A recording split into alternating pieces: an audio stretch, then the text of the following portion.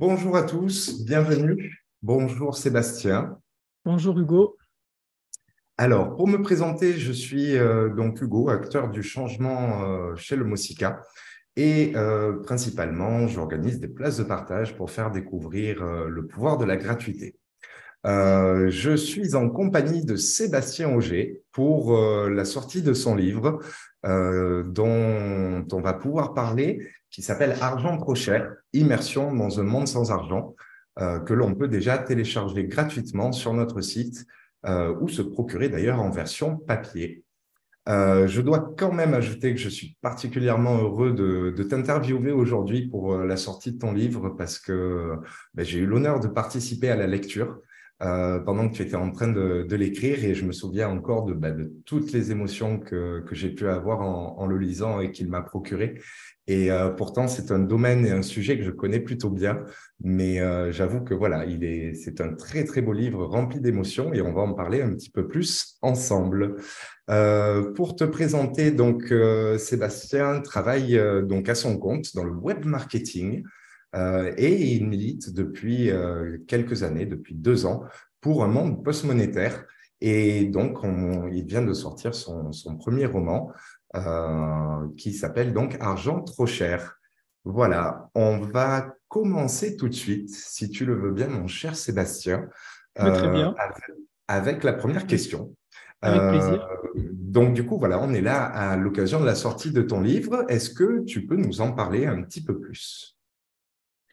Alors c'est un livre que c'est un livre en fait qui est venu d'un déclic. Et ce déclic, ben, forcément, c'est le monde sans argent.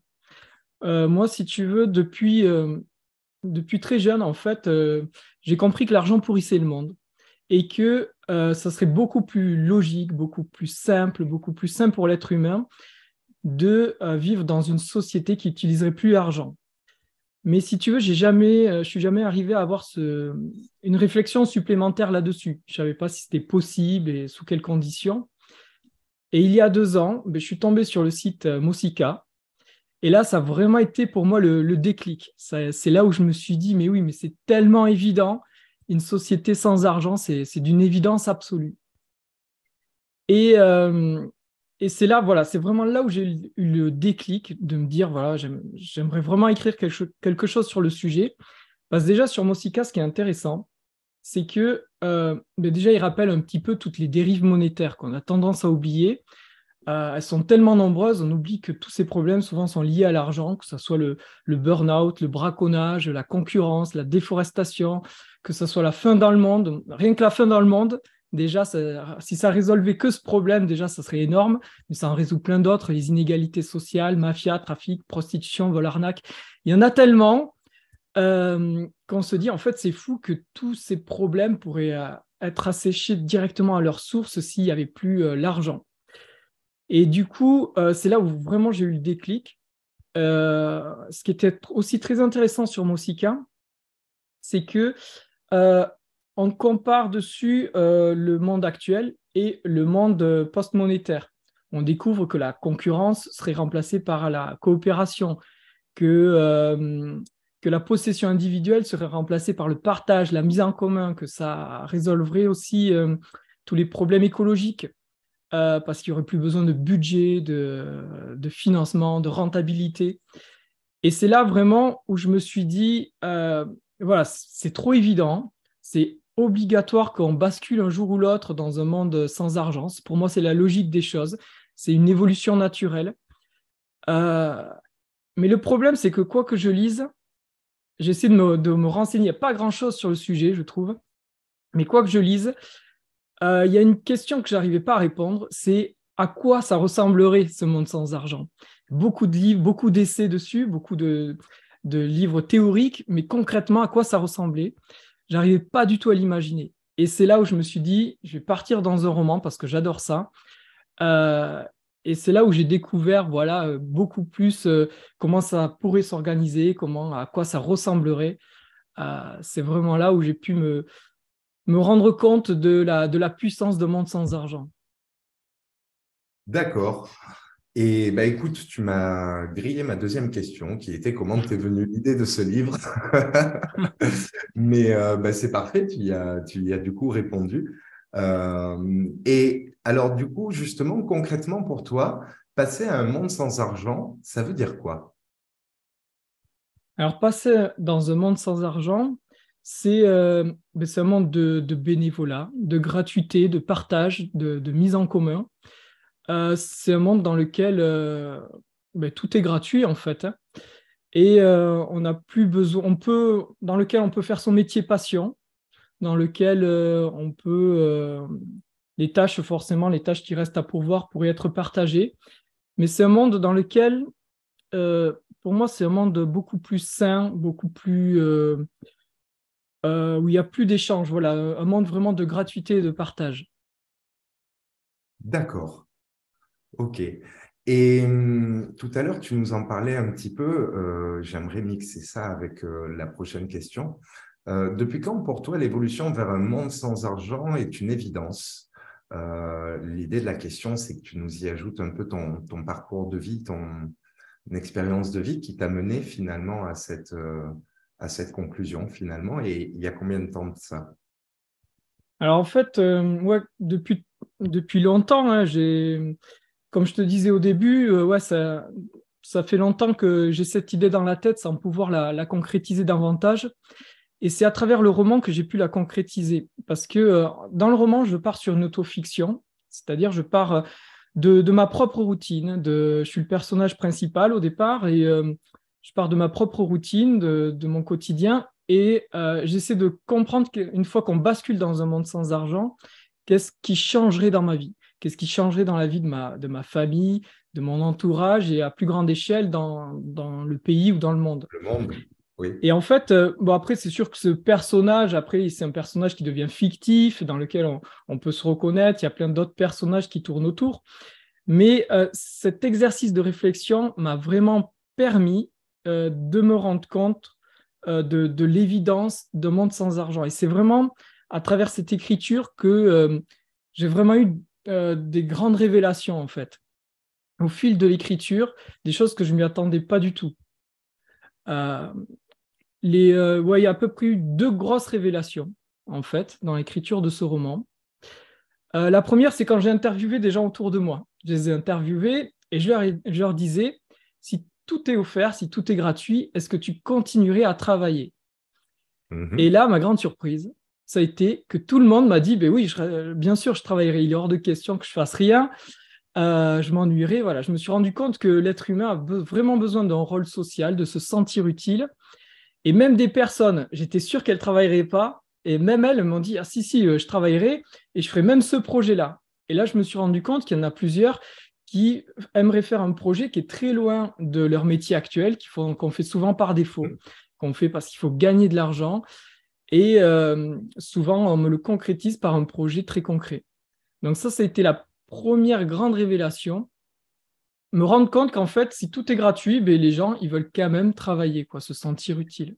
À ce sujet, j'ai un petit exemple pour corroborer effectivement ce que tu dis là. On a eu un sondage également sur des gagnants du loto pour voir si, malgré le fait qu'ils aient gagné au loto, eh bien, je crois que quelque chose comme plus de 80% ont continué de travailler. Donc, c'est vrai 88, que oui, même, ça. je crois, oui. Et on Voilà. découvre Donc, aussi qu'il y en a beaucoup, d'ailleurs, qui se forment pour aller vers un métier passion, mais ils continuent à travailler. Ça, c'est une preuve que vraiment les gens ont besoin de se sentir utiles, quoi. Ils travailleraient tout de même, même si l'argent n'était pas un moteur, quoi. c'est ça, donc ça prouve bien que le travail est une question d'épanouissement individuel, une question d'appartenance sociétale, et pas forcément finalement une obligation pour survivre. Parce qu'après, c'est Mm. vrai qu'il y a beaucoup de gens qui travaillent pour survivre, comme tu le disais, Mm. qui n'ont pas le choix de leur métier. Mais Ap- certains, par contre, arrivent à conjuguer l'un et l'autre, c'est-à-dire à faire un métier passion où on n'a pas l'impression de travailler tellement on y prend plaisir. Après, il y a quelque chose de marrant, c'est que je suis sûr que tu as fait le même constat, Hugo, tu vas me le dire. Quand on questionne les gens individuellement, ils vont te dire oui, je travaillerai, mais je suis persuadé que les autres ne travailleraient pas. Et ça, Systématiquement. toi aussi, ouais, et Ah c'est ben, marrant. C'est la même séquence mise bout à bout tout le temps. Moi, oui, mais les autres, non. C'est ça. En fait, on a cette peur des autres, on ne connaît pas encore bien les autres. On est dans une société concurrentielle, individuelle, et on s'en rend compte notamment avec cette question. Voilà, on a peur que les autres ne travailleront pas, mais ce n'est pas une peur qui est fondée parce que vraiment, on se rend compte individuellement que tout le monde a un projet et voilà, et a Bien besoin sûr, et de se sentir utile. si on le voit d'une manière holistique, quand on recule un petit peu, on se rend compte, effectivement, on pourrait avoir des gens qui ne travailleraient pas si tu es déprimé, etc. Mais non seulement la société ayant changé, il y aurait beaucoup moins de postes de dépression. Enfin, le problème de dépression vient principalement au travers du travail, du fait qu'on marche sur la tête. Oui, le Donc, burn-out, le besoin de, ouais, que ça soit rentable, ouais. on a une pression mentale associée au travail par rapport au fait de devoir générer de l'argent qui, effectivement, a tendance à peser énormément sur la plupart des gens. Bref, du coup, c'est vrai que systématiquement, cette question revient. C'est moi, je travaillerai, mais peut-être pas les autres. C'est Donc ça, ça, après, c'est pas un souci parce que c'est quelque chose qui se jauge, qui s'étudie. C'est pas parce qu'on tout à passe sur un fait. monde sans argent qu'on n'aurait pas d'indicateur pour nous permettre de voir ça. Et c'est vrai que s'il y a moins de 5% de la population qui ne travaille pas, je dis un chiffre au hasard, hein, peut-être que c'est acceptable. Par contre, si effectivement on arrive à 20-30% et que ça devient un seuil que nous n'acceptons pas, à ce moment-là, on pourra éventuellement remédier à tout ça. Tu me parlais Alors, d'ailleurs j'ai d'une même, deuxième révélation Attends, que juste tu avais Hugo, eue. pour D'accord, rebondir vas-y, sur ce que oui. tu dis, je suis même, parce que dans mon livre, j'essaie d'aller le plus loin possible dans toute cette idée-là. Et justement, je l'ai chiffré à peu près au niveau français, savoir combien de gens ça fonctionnerait si combien de gens ne travailleraient pas. Alors, Oui. je me suis basé sur notre société actuelle. Aujourd'hui, on a quoi? On a 5 millions de chômeurs en France. C'est autant de personnes qui sont là et qui ne travaillent pas, qui sont mises de Mhm. côté. Et il y a également, ce qui est fou, c'est qu'il y a également à peu près 5 millions d'emplois qui sont uniquement là pour gérer l'argent. Parce que la gestion de l'argent, on ne s'en rend pas compte, mais c'est une gestion tellement lourde, une logistique tellement lourde, on ne s'en rend plus compte, mais ça demande des banquiers, des caissiers, des assureurs, des comptables, etc. Et en fait, il y a 5 millions d'emplois qui disparaîtraient du jour au lendemain en France si l'argent n'existait plus. Du coup, si ça fait 10 millions, tu vois, avec 5 millions de chômeurs et 5 millions de demandeurs d'emploi et 5 millions de métiers qui n'existeraient plus, ça ferait 10 millions de personnes en France qui, euh, qui n'auraient plus besoin de travailler. Donc, si 10 millions de personnes, c'est-à-dire une personne, ça fait un actif sur trois en fait. Mhm. Donc, à peu près 35%. S'il y avait 35% des personnes qui ne travaillaient pas dans un monde post-monétaire, le monde fonctionnerait tout aussi bien qu'aujourd'hui. Voilà. Oui. Mais comme on l'a vu tout à l'heure, les gens ont besoin de travailler. Quand bien même ils ne travailleraient pas, c'est intéressant de savoir pourquoi. Est-ce qu'ils ont perdu leur motivation? Est-ce qu'ils ont pas est-ce qu'ils ont besoin qu'on les aide à trouver leur métier passion ou au contraire, est-ce qu'ils ont besoin d'une année ou quelques années pour se poser, pour se remettre en question, tout ça. Donc, même si on ne travaille pas pendant toute sa vie. La vie est, voilà, est remplie de plein de choses. Donc c'est là où on se rend compte vraiment que ça fonctionnerait sans problème. Carrément, et on gagnerait donc tous les postes dont tu parlais liés à la monnaie et à l'argent qui seraient devenus obsolètes, qui pourraient être rebasculés dans des postes qui seraient beaucoup plus intéressants et Oui. cruciaux pour l'évolution de l'humanité. Donc ça fait partie des bénéfices que l'on aurait à passer sur un monde sans argent au lieu d'être effectivement une contrainte comme beaucoup Mm, ont peur semblent le penser, quoi. Et tout à donc, je fait. me permets d'en revenir. Tu me parlais d'une deuxième révélation aussi, Oui. avant qu'on oublie, parce que sinon, on part sur des sujets. C'est vrai que c'est très Alors, inspirant de parler de ça. alors, cette deuxième révélation, je me suis dit, moi, mon gros problème, quand je me suis mis à écrire, ça va être si tout est gratuit, tout va être pillé, on va surconsommer. Et ce monde-là doit également répondre aux problèmes actuels de changement climatique, d'écologie, de sixième extinction de masse. Sinon, il n'a aucun sens. Donc, j'avais cette problématique-là. Et quand j'ai fait basculer cette société dans un monde sans argent, parce qu'en fait, le livre est en deux parties. La première partie, c'est un peu tout ce qui est la préparation, qu'est-ce qui va nous amener là. Et la deuxième partie nous plonge complètement dans ce monde amonétaire. Et là, je me suis rendu compte, une fois qu'on était dans ce monde sans argent, je me suis rendu compte que en fait, on ne consommerait pas plus, on consommerait même beaucoup moins. Et ça, c'est fou parce qu'en fait, on consommerait différemment. Et ça, pour plein de raisons. Déjà, il n'y aurait plus de matraquage publicitaire. Ça, déjà, c'est une chose. Il y aurait également plus d'obsolescence programmée. Les objets ils seraient low-tech, c'est-à-dire à très longue durée de vie, facilement réparables, très performants. On serait plus aussi dans le partage, la mise en commun. On peut très bien inciter un enfant à rendre un jouet en magasin avant d'en prendre un nouveau. Pour tout ce qui est un peu rare comme les bijoux, on peut très bien inciter les personnes à rendre des bijoux qu'ils ont empruntés précédemment avant d'en prendre des nouveaux. Parce que la possession individuelle, en fait, n'a plus aucun sens. Et c'est là où Voir c'est un intéressant principe de parce que, location. voilà, par exemple, ouais. Et d'échange, ouais, je parlerai plutôt d'échange même. Et voilà, il y a plein d'exemples comme ça dans les quartiers. On peut très bien mutualiser les outils de jardinage, de bricolage. Dans l'alimentation, il n'y aurait plus de gaspillage alimentaire. Les fruits et légumes n'auraient plus besoin d'être calibrés parfaitement. Enfin voilà, il y a énormément de choses qui vont changer naturellement dans notre consommation. Et en fait, quand on a accès à tout, ben, on n'a pas besoin de posséder en fait. Et du coup, on consomme beaucoup moins. Et ça a été vraiment ma grande surprise. Je me suis dit, tout est gratuit, mais en fait, on consomme beaucoup moins. Là, je ne m'y attendais pas du tout. Et j'ai découvert ça à travers l'écriture de mon roman petit à petit. Bah écoute, je confirme tout à fait ce que tu dis. C'est le but aussi des places de partage qu'on organise, c'est justement de pouvoir questionner l'usage. C'est-à-dire que quand on fait des places de partage, les gens arrivent et ont tout un lot de mécanismes dans la tête qui n'est plus du genre. Donc les places de partage, pour situer un peu, c'est l'équivalent d'un marché, mais gratuit. Voilà, chacun amène ce qu'il veut à offrir, à donner, et peut se servir gratuitement aussi parmi tout ce que les autres proposent. Et si tu veux, ça a l'avantage de faire tomber beaucoup de mécanismes mentaux qui sont, par exemple, quand tu vois un très joli vêtement, tu vas te dire, mais est-ce que je vais faire une bonne affaire? Ben, ça n'existe plus, c'est gratuit. Ouais. Ou à l'inverse, est-ce que je vais me faire arnaquer? Tu vois, ben non, Hmm. pareil, ça n'existe plus. Et Il finalement, n'y a tout plus ça cette disparaît. suspicion qui… Voilà, et tu as pour seul questionnement, est-ce que j'en ai réellement besoin? Parce que je peux tout prendre, tu vois, tout est gratuit, mais je ne peux pas tout porter. Et finalement, voilà, ça correspond à ce que tu es en train de dire sur la notion du questionnement de l'usage plutôt que de la surconsommation, comme le matraquage publicitaire nous l'incite en ce moment. Mais tu imagines ces grandes enseignes de bricolage, si au lieu de vendre leurs outils, finalement, servaient de bibliothèque d'outils? On vient, on Hmm. utilise la débroussailleuse quand on en a besoin, on la ramène après. Donc, effectivement, on réduirait Absolument. drastiquement la consommation d'objets et finalement, on arrêterait de puiser autant de ressources dans la planète. Hmm. C'est exactement ça. Puis tout ce qui pourra être réparé aussi le sera. Là, on a beaucoup, souvent, c'est moins cher d'acheter quelque chose neuf que de le réparer. Là, il y a plus, ça fait partie des choses aberrantes de notre système monétaire.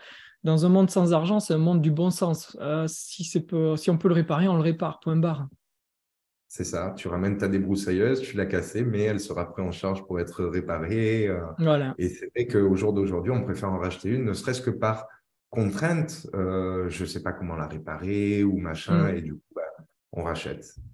Mais oui, donc oui, on aurait beaucoup d'effets positifs qui seraient mis bout à bout et qui deviendraient des corollaires. J'avais une autre question à te poser. Oui. Quelle serait la première étape que chaque individu peut faire pour pouvoir penser à un monde post-monétaire? Euh, pour moi, la première étape, le plus important, c'est vraiment d'abord s'inscrire sur Mosika. Parce que non, mais voilà, c'est vraiment important parce qu'il faut vraiment créer une communauté là-dessus. Parce que quand on s'inscrit sur Mosika, c'est une façon de dire, voilà, moi, je veux vivre un jour dans un monde sans argent. Et c'est Hmm. que quand on sera suffisamment nombreux, que quand on en parlera dans les médias, que quand ça fera le buzz, qu'on pourra passer à autre chose. Là, pour l'instant, voilà, faut vraiment que cette idée éclate, que tout le monde en parle. Et la première chose à faire, voilà, c'est vraiment déjà adhérer à Mosika et puis pour aller à l'étape suivante. Et après, sinon, ben, forcément, dans notre quotidien, essayer dans la gratuité, dans le partage, ce que tu fais très bien. D'ailleurs, Mosika permet de se regrouper entre personnes qui ont adhéré pour essayer de voir qu'est-ce qu'on peut faire localement. Et ça, voilà, c'est très important. Et super, super. C'est vrai que j'aurais pas pensé à dire adhérer, effectivement. Merci beaucoup. Après, j'aurais quand même effectivement ajouté aussi un point, c'est justement faire le point sur soi-même. Parce que bien souvent, une grosse majorité des personnes sont endoctrinées, je dirais, entre guillemets, par la société actuelle. Et je pense que l'une des premières des démarches aussi, c'est de faire le point avec soi-même au niveau de tout ça, au niveau de notre consommation, au niveau de nos comportements d'achat, nos comportements de vie. Est-ce qu'on est très basé, comme tu le disais, dans l'échange ou plutôt dans le partage? Et effectivement, voilà, réfléchir à qu'est-ce qui est le plus nourrissant. D'ailleurs, faire le test des deux. Parce que hier, justement, on avait une place de partage. Et il m'est arrivé de dire à une personne avec qui j'étais en train de discuter, au moment où les gens étaient en train vraiment de s'amuser sur la musique, il y avait 150 personnes qui étaient en train de danser sous le concert. Et je disais, voilà, regarde, tu vois, pour moi, c'est le plus beau des salaires qu'on puisse avoir par rapport à l'investissement, parce que ça prend quand même 15 jours de travail facilement pour organiser ça. Mais en contrepartie, la gratification est absolument extraordinaire et avec l'émotion qui monte, et vraiment, c'est quelque chose qu'on ne peut pas obtenir dans l'échange. Donc voilà, le don désintéressé, c'est vraiment quelque chose qui en plus nourrit l'âme, le cœur, et qui est vraiment absolument extraordinaire et à tester pour ceux qui, parmi nous, ne l'auraient pas fait de manière complètement désintéressée auprès de personnes qu'ils ne connaissent pas et autres. Donc, voilà. Parfait, ouais, je suis tout à fait d'accord. Hein. Alors, on va en revenir un petit peu à ton livre. Et donc, du coup, tu nous le disais un petit peu tout à l'heure, écrire un livre, en fait, ça force à se poser, à mettre en ordre finalement ses idées, à faire des recherches pour mettre tout ça en place. Et du coup, au travers de l'écriture de ce livre, j'aurais quand même une question par notion de formalité, on va dire. On est bien d'accord que tu en arrives à la conclusion que monde post-monétaire est possible. Ou est-ce qu'on spoil Absolument. le résultat du Ah oui, livre oui, aussi? mais bon, Ça. voilà. Après, même dans le monde postmonétaire, il y a plein de rebondissements dans le livre. On va découvrir des éventuels problèmes qu'il faudrait nous anticiper si on basculait vraiment dans ce monde-là. Mais oui, la conclusion est claire, c'est qu'un monde sans argent est d'une évidence absolue. C'est un monde qui est beaucoup plus sain pour l'être humain. Et, euh, et pour s'en rendre compte, il faut bien comprendre en fait ce qu'est l'argent. Moi, ce qu'on me dit souvent, c'est que l'argent, c'est un outil. Le problème, c'est pas l'argent, c'est l'être humain. Alors, l'argent, c'est un outil, oui, mais ce qui n'est pas évident à comprendre, c'est que c'est un outil qui, pour moi, est défaillant dès la base. Je vais essayer de l'expliquer. Euh, En fait, l'argent, c'est un outil qui demande, pour avoir une valeur, une certaine rareté. Si on était tous milliardaires, ça ne fonctionnerait pas. Si on se mettait à imprimer plus de billets, ça ferait une inflation, la monnaie perdrait de sa valeur. Si on payait, je sais pas, en feuille d'arbre ou en petits cailloux, c'est tellement abondant, voilà, ça n'aurait aucun sens. Donc, l'argent, pour avoir une valeur, a besoin d'une rareté relative, qu'elle soit rare, mais pas trop. Et d'un autre côté, dans notre société actuelle, l'argent est absolument nécessaire, indispensable pour tous nos besoins fondamentaux, que ce soit se loger, se nourrir, se soigner, se chauffer. Voilà, il est absolument nécessaire. Donc d'un côté, on a quelque chose qui est assez rare, et de l'autre, on a une nécessité absolue. Et en fait, c'est cette rareté et cette nécessité qui va obligatoirement engendrer de l'individualisme. On va devoir chacun individuellement gagner sa vie. Donc, du coup, de la concurrence et toutes les dérives monétaires qui vont en découler, toute cette suspicion, les arnaques, les vols, les inégalités sociales. Parce qu'en fait, c'est triste à dire, mais le capitalisme, c'est un jeu, en fait. C'est comme un jeu. Il y a des gagnants, il y a des perdants. Il y en a qui partent avec de très bonnes cartes au début, il y en a avec des très mauvaises. Il y en a qui sont très forts à ce jeu-là, d'autres très mauvais. c'est C'est ça. un jeu, mais c'est un jeu très dangereux parce que ben, c'est un jeu dans lequel on peut mourir si on n'a pas de d'argent pour se soigner, pour manger, on peut mourir de froid, enfin de plein de choses. C'est un C'est-à-dire que jeu très dangereux. c'est un jeu qui est obligatoire, même si tu n'as pas envie d'y jouer. C'est Parfait, assez exactement. extraordinaire, quoi. Tout à fait, T'es ouais. obligé d'y jouer. Et alors, si tu connais pas bien les règles, eh ben, tu restes au bas de l'échelle, finalement, Voilà. au point, effectivement, si tu refuses de jouer, d'en mourir. Et c'est Et c'est là où hmm, c'est pas jouable, c'est pas tout normal. à fait, ouais. Et en fait, du coup, c'est là où on voit que ce n'est pas un outil anodin, parce que cette rareté, cette nécessité qui engendre tout cet individualisme, euh, va exacerber en fait tous les défauts de l'être humain, malheureusement. A contrario, notre monde post-monétaire, c'est là où c'est intéressant, lui, on se découvre qu'il va exacerber mais, toutes nos qualités. La philanthropie, la solidarité, voilà, et c'est La ça qui est important à coopération. comprendre, que l'argent, ce n'est pas un outil aussi neutre qu'on le pense. Oui, et puis c'est surtout un outil qui varie en performance en fonction de la quantité. C'est pas comme un marteau où demain j'ai 10 marteaux, ben, j'en aurai autant l'utilité que si j'en avais un. Par contre, si j'ai 10 pièces, 10 pièces, j'ai déjà plus de pouvoir que si j'en avais qu'une. Donc, c'est vrai que voilà. Après, Mm. pour corroborer aussi donc, ce que tu dis, j'aime bien resituer tout ça par rapport à la notion, en fait, pour moi, l'argent, on peut, entre guillemets, le considérer comme outil du système marchand. C'est-à-dire que c'est la façon dont le système marchand a mis en place quelque chose de concret et de matériel pour compter, pour tenir de la comptabilité et favoriser finalement les échanges entre les personnes. Mais si on remonte un peu plus haut dans la philosophie de l'idée, pour moi, le système marchand, c'est un système d'échange. Et de ce fait, en fait, c'est là où le bât blesse, c'est que c'est l'échange en lui-même qui crée ce côté égocentrisme et individualiste, dans le sens où je te donne quelque chose, mais j'attends systématiquement de toi en retour. Que ça soit donc de l'argent ou du temps, il y a plein, parce qu'il existe plein d'autres monnaies, hein, malgré tout. Il n'y a pas que l'euro à proprement parler. Et au final, l'énergie, on va dire, opposée à l'échange, eh bien, c'est le don. Le don désintéressé, c'est je donne et je n'attends rien en retour. Et donc, c'est là où vraiment on a un retour, par contre, sur investissement au niveau du cœur et de l'âme, comme on le disait tout à l'heure, qui, par contre, est d'un bénéfice absolument, d'une valeur ajoutée absolument incroyable. Bon, ben, je Tout vois à qu'on fait. est sur la même longueur d'onde là-dessus. Absolument, absolument. Que conseillerais-tu de faire pour, donc on en parlait tout à l'heure, pour ceux qui nous écoutent, mais qui souhaitent aussi un monde post-croissance, donc on le disait, s'inscrire effectivement sur le MOSICA, mais en termes d'action, euh, comment pourrait-on, comment dire, en fait, là où je voudrais t'amener, c'est quelle modification de mode de vie pourrait-on voilà, opérer pour entrer dans ce chemin-là finalement et que petit à petit, ça permette d'être la première marche, pour ainsi dire, de ce grand escalier qui mène à la coopération et à l'évolution de la société.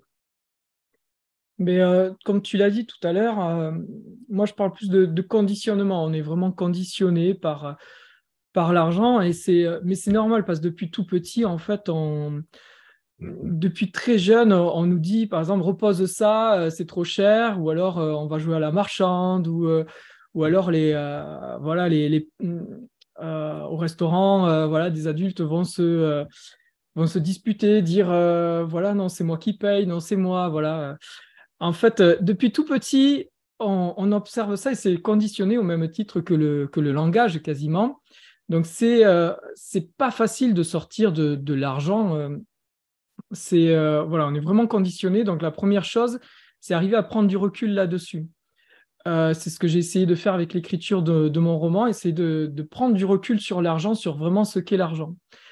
Et c'est pas évident déjà. Après, l'idée, c'est pas de faire. Moi, je trouve qu'il y a oui, il y a souvent des petits groupes, des petits villages qui sont autonomes. Je trouve ça absolument fabuleux. Mais c'est vrai que ça convient pas à tout le monde. Et le but, c'est de voir ça à une plus grande échelle. Parce que plus, voilà, faut vraiment, même au niveau de la France, ça suffirait peut-être pas parce qu'il faut absolument une autonomie suffisante pour basculer dans un système amonétaire. Il faudrait au moins un continent, je pense.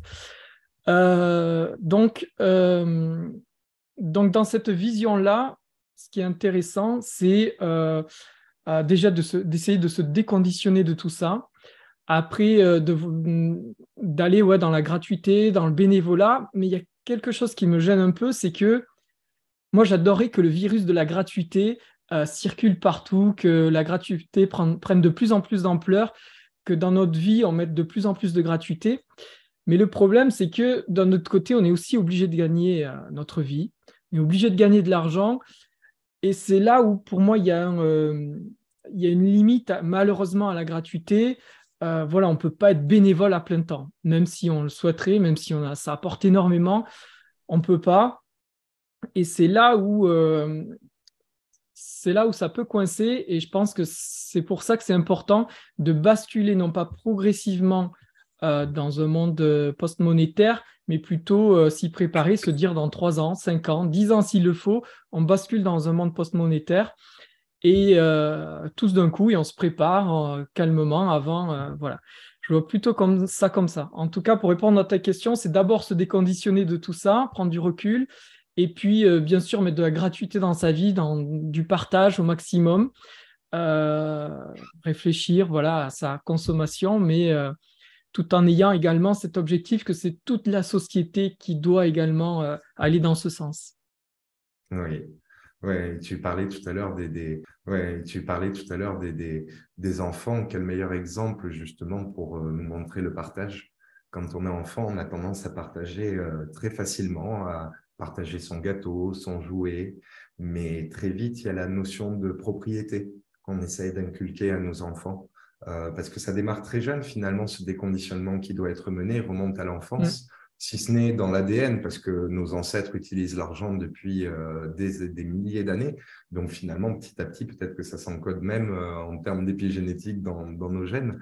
Et les enfants, on commence à leur inculquer la propriété avec les cadeaux d'anniversaire, où ça, c'est ton appartenance, c'est ton jouet. Et finalement, on s'éloigne, on est en opposition avec le droit d'usage. Je me permets de dire ça parce que j'ai 3 enfants donc, en bas âge. Et je me rends compte de ce biais cognitif que je leur inculque parfois. Et on a d'un côté les cadeaux d'anniversaire et de l'autre, on leur dit « Mais non, tu ne peux pas prendre ce jouet quand ils commencent à se chamailler pour le même jouet. » La façon de trancher, c'est « Ben non, écoute, c'est lui qui est en train de jouer avec, donc tu le laisses finir. Et quand il aura fini, puisqu'il ne veut pas partager avec toi, il te le donnera et tu pourras l'utiliser. » Donc, je suis en train d'essayer de leur amener la notion d'usage, c'est-à-dire que celui qui l'utilise a priorité, pour ainsi dire, en substitut de cette notion de propriété, mais qui du coup ne rentre pas dans leur tête. Comment ça, je dois partager ou laisser à celui qui l'utilise, alors que pourtant c'est mon jouet que j'ai eu à Noël, et on m'apprend que c'est mon jouet, donc le mien. Voilà, donc, et c'est comme ça qu'on grandit avec des biais cognitifs, parce que là, j'en cite un exemple qui m'est flagrant, mais l'argent en produit de très, très nombreux sur le comportement. D'ailleurs, il y a eu un Science et Vie qui parlait de ça, notamment, et qui parle du Mosika au travers d'un article comme ça. Mais donc voilà, le déconditionnement doit monter de très très loin et justement d'envisager et d'être curieux par rapport aux biais cognitifs déjà créés par l'argent. Et là encore, donc j'en profite, je fais un petit peu de publicité pour le site. On a une partie dossier dans lequel on a plein de vidéos avec des expériences comportementales liées à l'argent qui montre à quel point, effectivement, on a tendance à réagir différemment à ce sujet-là en fonction du fait d'en avoir ou pas beaucoup, de le manipuler ou pas du tout, d'être… voilà. Donc, à voir aussi pour ceux qui souhaitent en découvrir un peu plus. Mais effectivement, voilà, il faut se déconditionner, je suis tout à fait d'accord avec toi, pour pouvoir vraiment visualiser un monde post-monétaire, ou alors lire le livre aussi, Argent trop cher de mon cher Sébastien, parce que c'est une projection finalement de ce que pourrait être un monde post-monétaire. Je dis de ce que pourrait être parce qu'on est nombreux à le visualiser, mais avec différentes facettes Donc, on a Ouais. plusieurs facettes du même prisme et c'est ça qui est assez extraordinaire. Et j'en reviens à ce que tu disais tout à l'heure, quand on bascule dans la deuxième partie, je vais essayer de ne pas spoiler, hein, mais je voudrais partager un peu mon expérience de lecteur. J'ai beaucoup appris quand justement tu rentres dans les petites anecdotes des difficultés qu'on pourrait rencontrer, des petits dévers qui pourraient se produire une fois que ce monde post-monétaire est installé, de comment certains essayent de s'arranger. Et j'ai trouvé ça très, très intéressant aussi de rentrer C'est-à-dire, là-dedans. oui, dans ma lecture, en fait, j'ai essayé constamment dans mon écriture, plutôt, j'ai essayé constamment de me mettre des bâtons dans les roues. C'est-à-dire, bon voilà, je suis arrivé à résoudre ce problème, mais quel autre problème pourrait arriver? Et là, j'étais sans pitié avec moi-même, j'ai essayé de chaque fois trouver la problématique, mais à chaque problème, je me suis rendu compte qu'il y avait également sa solution. Donc au final, voilà, il suffit juste de réfléchir des fois différemment. Mais après, dans mon livre, c'est sûr qu'on a tous comme tu disais, on peut, voilà, c'est juste un roman, une fiction, mais voilà, ce que j'ai essayé aussi de synthétiser, c'est toutes les idées possibles de quoi pourrait ressembler un monde post-monétaire. Et je me suis rendu compte qu'en fait, voilà, suivant toutes les idées que j'ai pu collecter, il y a toujours une question principale. La société elle pourrait ressembler à... il y a deux groupes bien distincts pour une société post-monétaire. Parce qu'il y a une question qu'on doit se poser, c'est dans un monde post-monétaire, est-ce que, euh, est-ce que ceux qui ne travaillent pas à la société, en fait, est-ce qu'ils ont accès à la même chose que ceux qui travaillent? Nous, on l'a vu, on en a parlé longuement tous les deux. On a vu que tout le monde travaillerait, que ce n'est pas un problème si ceux qui ne travaillent pas ont accès à la même chose que ceux qui travaillent, c'est-à-dire une gratuité totale, un partage total. Mais on est conditionné, il faut prendre en compte ce conditionnement et on a vu aussi que à chaque fois, tout le monde nous dit les autres ne travailleront pas. Donc même si c'est pas vraiment censé, certains pays, parce que chaque pays pourra très bien choisir le choix de société post-monétaire qu'il veut, certains pays peuvent très bien opter pour une société qui différencie un petit peu les actifs et les inactifs, c'est-à-dire ceux qui travaillent à la société et ceux qui ne travaillent pas. Donc ceux qui ne travaillent pas, ils auront accès à toute la nourriture, la santé, mais ils ne seront peut-être pas prioritaires sur des logements ou des véhicules. Ceux qui travaillent, ils auront peut-être accès en plus aux restaurants ou aux loisirs, à tout ce qui touche aux vacances. Voilà, ça c'est à déterminer. Mais en fait, il y a deux sociétés vraiment distinctes parce qu'il faut vraiment se poser cette question-là. Donc une société qui différencie les actifs et les inactifs et une autre qui ne fait pas de distinction. Mais ce qui est certain, c'est que quel que soit si on part vers l'un ou l'autre, ce qui est sûr, c'est que la société, au final, au fil des ans, va obligatoirement évoluer vers une société qui ne fait plus aucune distinction. Parce qu'on se rendra compte que les gens veulent travailler, que ça n'a aucun sens. C'est Donc, épanouissant de toute façon, et oui, bien sûr. J'ai une autre question qui va nous ouvrir, je pense, un joli moment de discussion.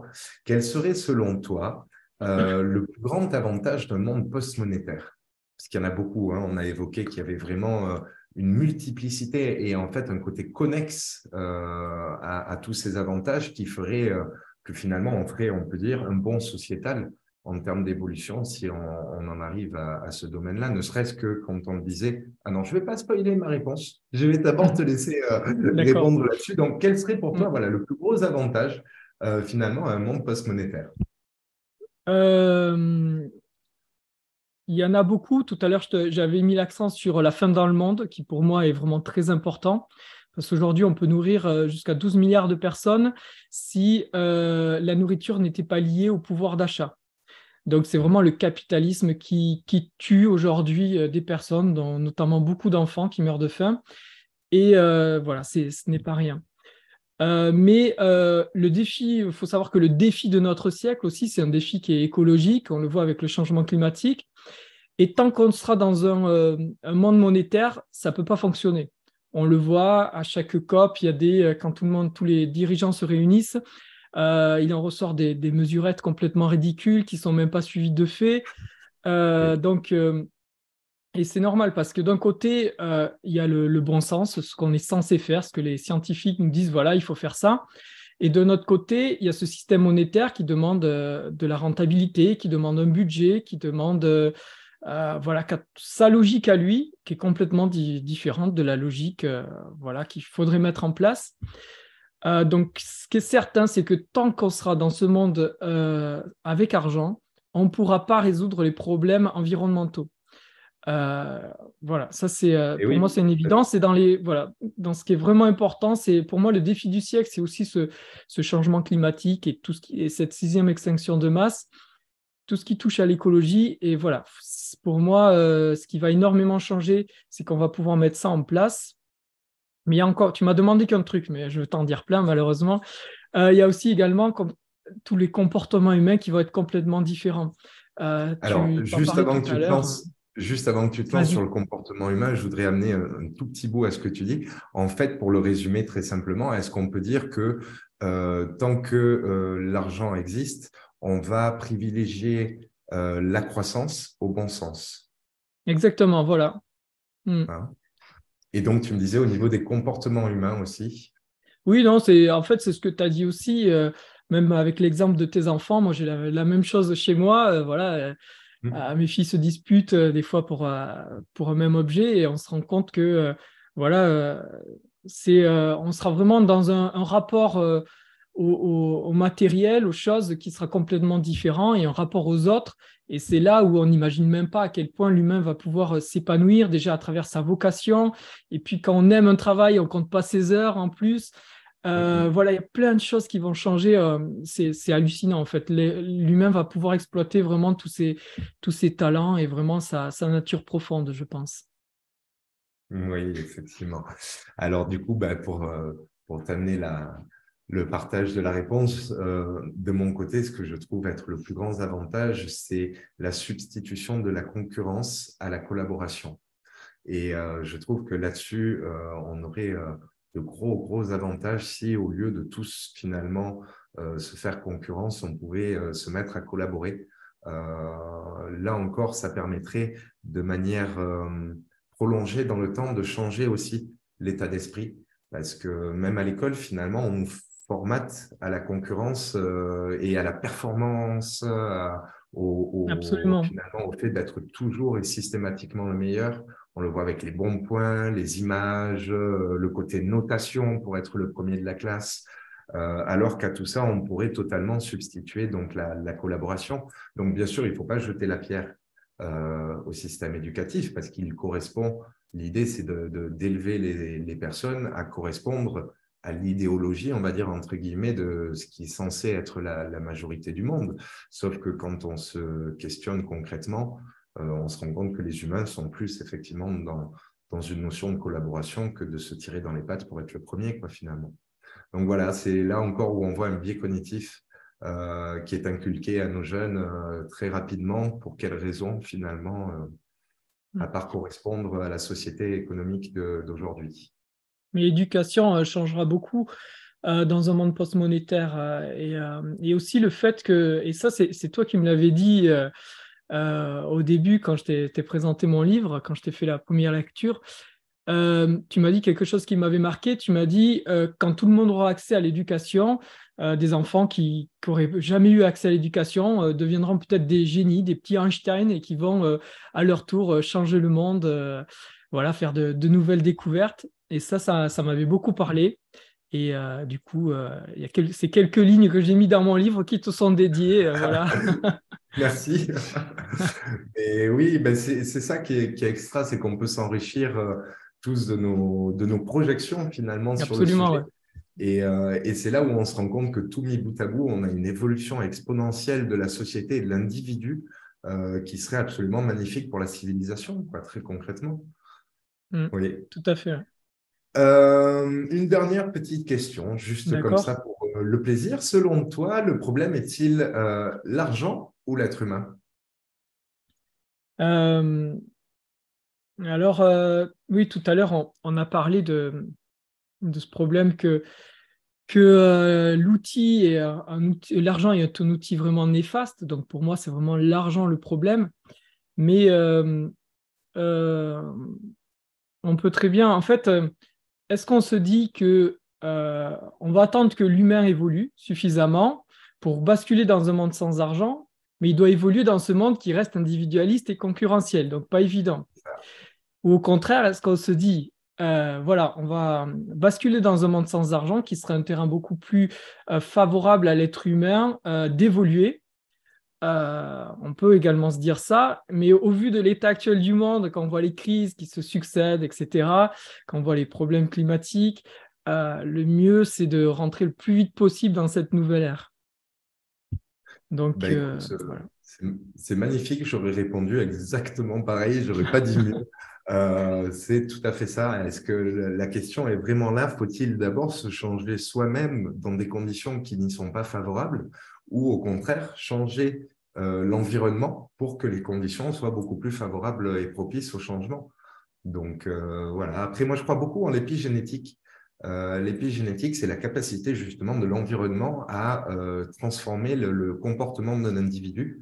Et dans cette optique-là, je serais effectivement plus enclin à dire l'idée, c'est vraiment de changer dès maintenant de modèle de façon de faire société, hein, finalement, ensemble, et en rentrant directement dans le partage, en laissant tomber cette convention mentale qui est l'argent, permettre ainsi de purifier finalement, entre guillemets, l'environnement pour être beaucoup plus enclin à découvrir de tout ce qu'on dit depuis tout à l'heure, la collaboration, le partage, le don désintéressé, le fait que finalement, chacun va pouvoir se lever le matin, donc ça, ce sont des paroles d'Audrey Vernon, chacun pourra se lever le matin en se disant, je suis bénévole, qu'est-ce que je peux faire aujourd'hui?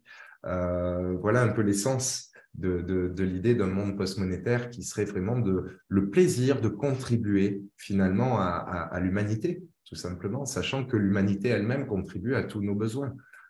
Il faut bien se rendre compte qu'on est interconnecté, qu'on le veuille ou non, dans une société marchande ou non marchande, on reste interconnecté. L'individu a besoin des autres individus pour s'épanouir.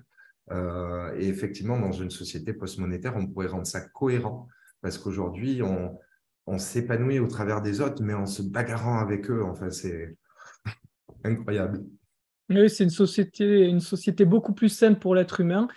Et à travers mon roman, j'ai voulu montrer que c'était possible, voilà, qu'un monde sans argent, voilà, est vraiment quelque chose de très solide, qui n'est pas utopique dans le sens irréalisable, mais qui est vraiment un projet concret qui, pour moi, correspond vraiment mieux à l'être humain.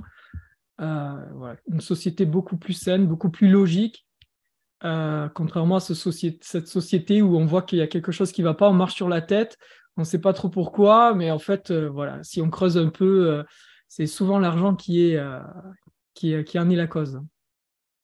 Oui, Voilà. et ça d'ailleurs, c'est une notion qui est presque unanimement admise auprès de tout le monde. C'est-à-dire que quand tu discutes avec les gens d'un problème ou d'un autre, tu leur dis, mais au final, c'est quoi le problème?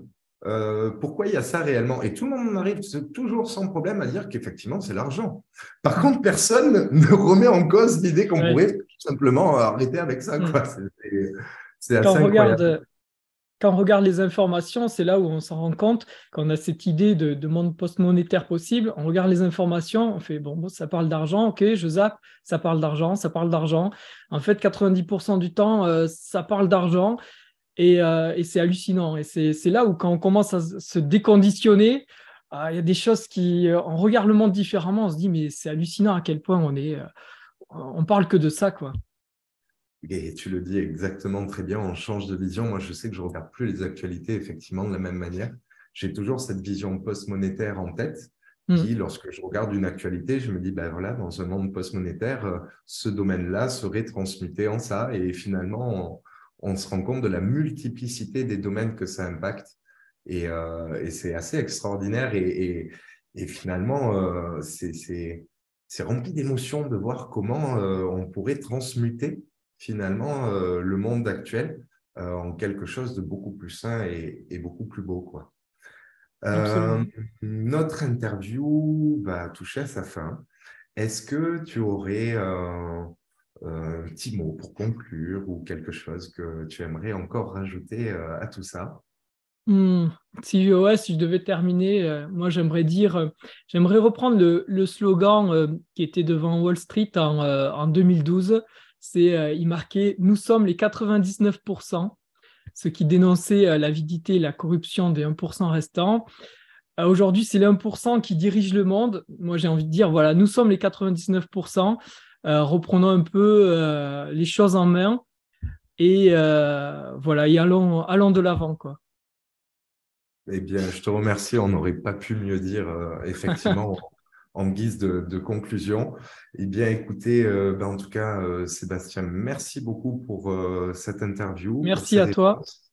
Merci pour ton temps et merci aussi pour ce livre, Argent trop cher, parce que vraiment, j'espère que les lecteurs auront autant de plaisir que moi et autant d'émotions. Mais je te garantis, j'ai eu les larmes qui me sont montées à plusieurs reprises, hein, mais Ouais, à ça des me moments touche, très merci. simples. C'était même des moments anecdotiques du livre où tu places des petites idées subtiles sur ça.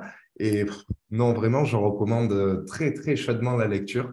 Et voilà, donc on rappelle pour ceux qui veulent donc la version papier, donc elle est disponible, elle n'est pas gratuite, hein, effectivement, malheureusement, il faut imprimer le livre, il y a vraiment des frais incompressibles, hein. L'offrir une fois, c'est une chose, l'offrir fois 1000, ça devient de suite une somme assez conséquente. Donc il est disponible en version papier pour un montant de, rappelle-moi le prix, Sébastien, pour pas que je 17,90 dise euros de bêtises. actuellement, 17,90 € et il est gratuit après en version numérique sur tous les formats, les e-books. Donc voilà. Puis surtout, ce qui est important, laissez des commentaires. Voilà, laissez des commentaires une fois que vous l'aurez lu. Essayez de le faire connaître en tout cas. Alors, carrément, parce que ça en vaut la peine. Donc, juste pour conclure, il est tu disais, en téléchargement gratuit, c'est ça? Oui, Sur plusieurs plateformes. Donc, oui, à il y a peu des près majors. toutes les plateformes principales, Voilà, donc il y a des majors type, plusieurs applis. on ne va pas dire les noms, on va pas dire les noms, mais par contre, il est surtout disponible en téléchargement gratuit sur le site du Mosika également. Voilà. Voilà, donc n'hésitez pas. Et si vous voulez le commander en version papier, vous verrez d'ailleurs sur le site du Mosika, il y a le mail de Sébastien, hein, c'est ton mail direct, je crois. Oui, oui, oui. Voilà, qui peut être Tout ça, tu utilisé. dis, enfin, sur mon site, on peut retrouver mon mail, oui, sur mon site sebastianauger.com. Et également toutes les D'accord. infos où télécharger le livre ou l'acheter, etc. Voilà, bon, mais c'est parfait. Et surtout, comme il disait, n'hésitez pas à mettre des commentaires pour voir si ça vous a plu, ce que vous en avez pensé et comment vous avez ressenti, en tout cas, cette lecture. Et ben voilà, notre interview touche à sa fin. Je te remercie Merci beaucoup, beaucoup, Hugo. Sébastien. Et puis, ben, au plaisir de se refaire éventuellement une interview par la suite, hein, Très si bien. jamais tu as de nouvelles actualités. Et merci à tous de nous avoir écoutés. Et puis, à très bientôt. À bientôt. Au revoir. Au revoir.